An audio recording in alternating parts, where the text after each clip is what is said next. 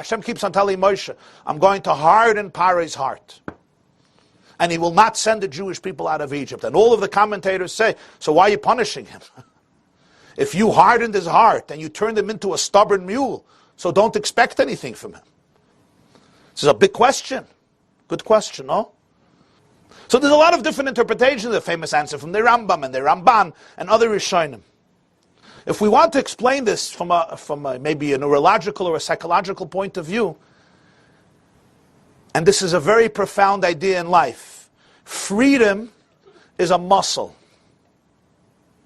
Use it or lose it. A muscle has to be exercised.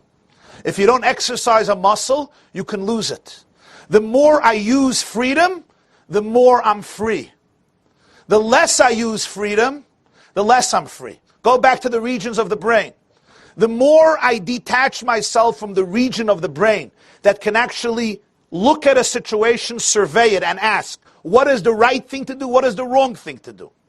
Not my limbic brain, not my amygdala, but rather the part of the brain that can be reflective. I don't use it. All I follow is the instinct of what feels good at the moment, what is going to protect me at the moment. The more and more neural pathways are created that ignore that part of the brain, and now, after a few years, I have no choice. The more I engage the other part of the brain, my brain creates physically neural pathways that now turn me into a free person. So the next time I'm drawn to the pantry to go eat because I'm feeling anxiety, there's another part of the brain that says, let's think about this for a moment. You know why? Because I thought about it yesterday. Because I thought about it the day before. It's a muscle. Paroi, as a result of not thinking about what's right, actually loses his freedom. Like the addict. The addict at this point is not in control anymore.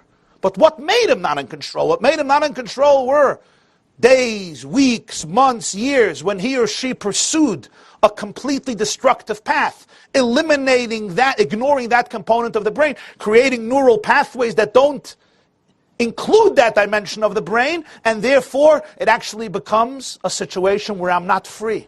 So are we free or are we not free? That's your choice.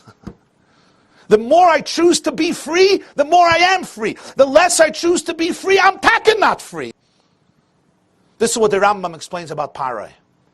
I mean, in the language of the Rambam. He chose not to be free, and therefore I'm really not free. I'm not. I'm completely a slave. Do we have free choice? Don't we have free choice? That's your choice.